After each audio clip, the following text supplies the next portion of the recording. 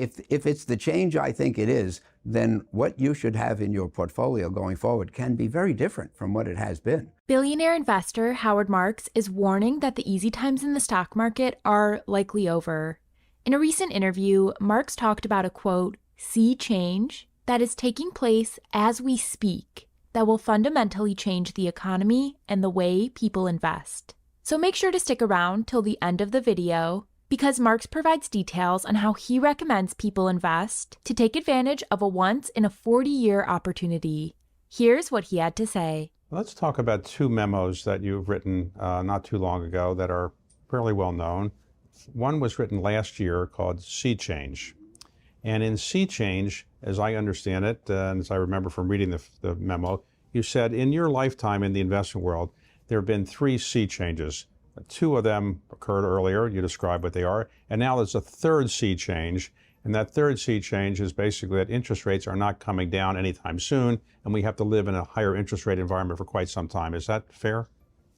It's about fair. What I would say is that remember in 1980, the Fed funds rate was 20, and I had a loan outstanding from a bank at 22.25. 40 years later, the Fed funds rate was 0, and I had a loan outstanding from a bank at 2.25. So the decline of interest rates by 20 percentage points over that period was a dominant factor in the financial world. I think it was the most important single event in the financial world in the last 50 years. Doesn't get the credit. Well, okay, was that the first sea change in your investment career? That was really the second. But the third follows on from that. In the period 09 through 13, the Fed took the Fed funds rate to 0 to fight the global financial crisis, left it there a long time, and didn't have any luck getting it back up into what you might think are normal ranges. So we had a low interest rate environment, which made life very easy for borrowers, asset owners. It was easy to run a business. The economy did well. We had the longest bull market in history, the longest economic recovery in history.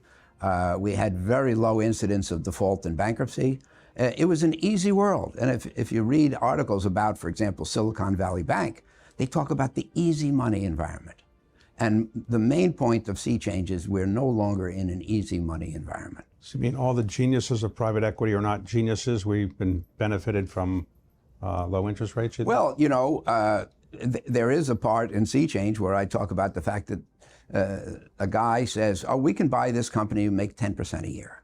And then he turns to his capital markets person and says, what will it cost to get the money? We can borrow at 8. Borrow at 8, invest at 10, great, we do it. You buy the company, but in the stimulated environment of low interest rates, the company does better, you make more than 10.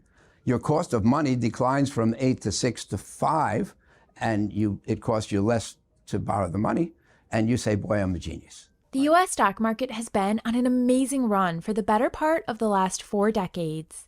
As we can see in this chart here, the S&P 500 has risen from roughly 100 at the start of 1980 all the way to a high of nearly 4,800 at the start of 2022. This means that $1,000 invested in the stock market in 1980 would have turned into a whopping $48,000 by the start of 2022, not even including dividends. If you include reinvested dividends, that $1,000 would have turned into a staggering $122,000. With these types of impressive returns, the last 40 years was arguably the golden era of the stock market. During this time period, amazing companies were founded. The average publicly traded company became more profitable. American corporations grew as international markets opened, and business became a global affair. All of these factors helped contribute to the extremely impressive returns the stock market generated. However, according to Howard Marks, all of those factors paled in comparison to what he considered the dominant driver of stock market returns over the last 4 decades: declining interest rates. Take a look at this chart here of the federal funds effective rate, a proxy for interest rates in the U.S. economy. As we can see, interest rates peaked in the early 80s, with the Fed funds rate hitting nearly 20%. From 1980 to 2010, interest rates continued to fall with each passing decade. That was until rates simply couldn't go down any further. The Fed funds rate was lowered to 0% in response to the Great Financial Crisis and spent much of the following decade at that level. 40 years of consistently declining interest rates created a massive tailwind for the stock market. Let me explain. The value of any type of asset, whether it's a stock, bond, or a piece of real estate, is based on the cash it will generate for you as the owner, discounted back to the present day using an appropriate interest rate. I know the definition may sound a bit complex, but it's actually incredibly simple. Here's an interesting thought experiment to demonstrate. Let's say as a thank you for being a loyal viewer of this channel, I decided to reward you with $1,000 in cash, which as a reminder, make sure to hit that subscribe button if you aren't already, because our community of investors is approaching 300,000, and it would be even better with you as a part of it. Okay, back to our example. This $1,000 comes with one condition. You will receive the $1,000, but it won't be today. It will be exactly 10 years in the future. We make this an official agreement and sign a contract. Let's call this document Contract A. Contract A gives you the legal right to receive $1,000 in 10 years. This makes for an interesting question I want you to think about. Since you aren't receiving this money until 10 years from now, how much is the fact that you're receiving $1,000 in 10 years worth to you today? Put another way, imagine someone approached you today and wanted to purchase your legal right to receive the money in 10 years. What would be a fair price to sell Contract A for? I want you to think about this for a second because it gets to the heart of what Howard Marks is talking about. Remember earlier how I said the value of any asset is based on the cash flow it will generate for the owner, discounted back to the present day using an appropriate interest rate? That concept applies here. The value of Contract A is extremely dependent on what interest rates currently are. The $1,000 has to be so-called discounted back using current interest rates to reflect the fact that a dollar 10 years from now is not worth as much as a dollar today. This is a concept referred to as the time value of money.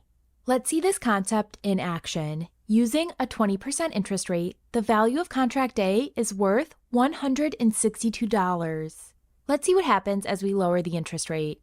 At a 15% rate, the value of Contract A increases to $247.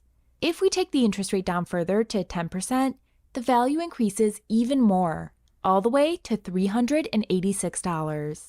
Let's make things interesting and really take down the interest rate. At 7%, the value of Contract A jumps to $508. If we get really aggressive and take the interest rate down to 2%, the value skyrockets, all the way to $820. Notice how the value of Contract A increased from $162 at the beginning, all the way to $820, just from the interest rate declining. This is what Howard Marks meant when he talked about how constantly declining interest rates over the last 40 years has been a massive tailwind for stocks. In this example, we calculated the value of a contract that provided the owner the legal right to receive a certain amount of money in the future. That is exactly what a stock is. A stock represents a fractional ownership in a business and provides you with a legal claim on the cash that business generates in the future. What the future holds for the stock market will depend in large part on what happens with interest rates. Here's what Howard Marks had to say on that topic. Let me make sure I understand. Your view is that interest rates have come up and are fairly high right now. But the conventional wisdom in Washington, which is not always right, in fact, it's wrong more than it's right, is that the Fed probably next year will begin to lower interest rates. And if the Fed does begin to lower interest rates because inflation's getting down to 2%, their target, you don't think interest rates will come down and we'll go back for another 20 years of low interest rates? Why do you think that we're going to keep interest rates relatively high? I think that what I said in the memo is that rates are likely to be between 2 and 4, not between 0 and 2, the Fed funds rate. And, between 0 and 2 is an emergency measure.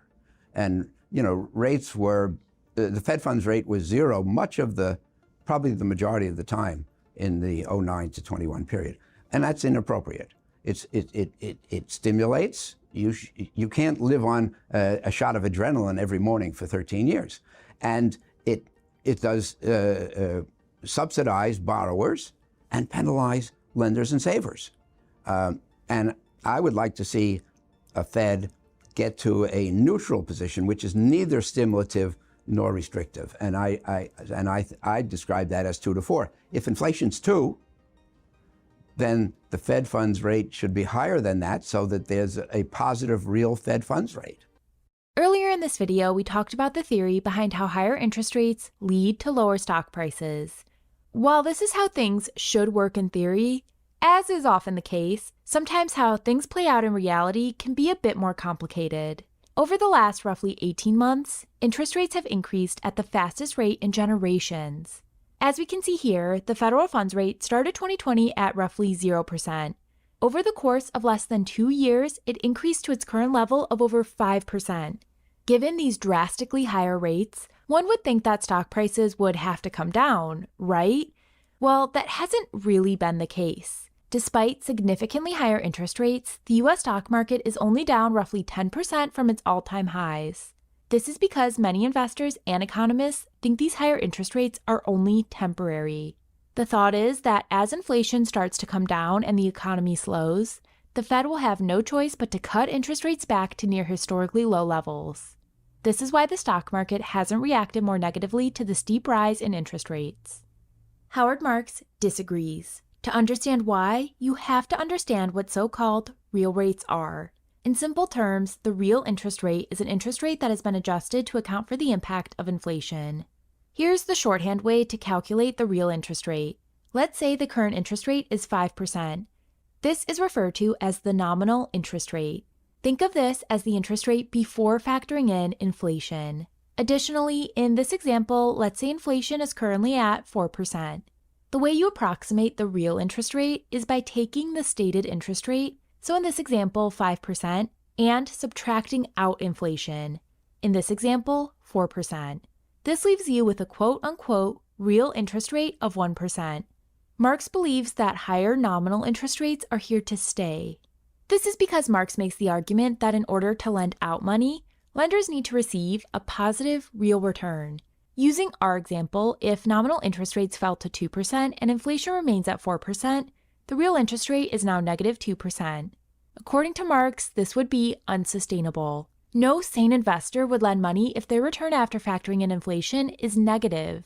As a result, Howard Marks believes interest rates will need to be higher over the next decade than they were in the prior decade. This is how he recommends investing in the so-called new normal environment of higher interest rates. Okay, let's talk about your other memo. You have another one called Further Thoughts on Sea Change. Yes. And that one, which was written a couple months ago, the essence of it, if I can describe it, and you'll correct me if I'm wrong, is that because of the sea change that you described in your earlier memo, you think that there's going to be a sea change in assets that people are going to want to own. Right. And they're going to want to own more fixed income assets because interest rates are going to be high for quite some time. Is that fair? That's fair. You know, the S&P has returned, S&P 500 stock index has returned 10% a year plus, just a little over 10, for 100 years. That was enough to turn $1 in 1920 into $15,000. That's a good rate of return. Today, you can get equity-type returns from what we call credit instruments, loans, corporate loans, loans for buyouts. You can get high single digits on high-yield bonds and leveraged loans, public instruments that are tradable and liquid, or low double digits on private loans for buyouts. The best buyouts, the biggest buyouts, double-digit returns. Isn't that enough? And loans on credit instruments, returns on credit instruments are much safer than equity. Equity just gets the residual. After everybody gets paid, they get what's left. Credit gets paid early in the process, and if people don't pay you, you get the company because they go bankrupt. So it's quite safe and returns that are fully competitive with equities with a good level of safety. For the roughly 2-decade period from 2001 to 2021, if you wanted to generate a decent return on your money, you almost had to invest nearly exclusively in stocks. Returns from things such as savings accounts and bonds were simply too low to produce a meaningful return on investors' cash. With higher interest rates becoming the new normal, Howard Marks is predicting a shift from stocks to safer so-called credit instruments. Here's what that means. For background, Marks graduated from the University of Chicago with an MBA in 1969. During that time, one of his professors introduced the concept of the risk curve. In simple terms, what this chart is saying is that in order for investors to produce higher expected returns, they need to invest in increasingly more risky investments.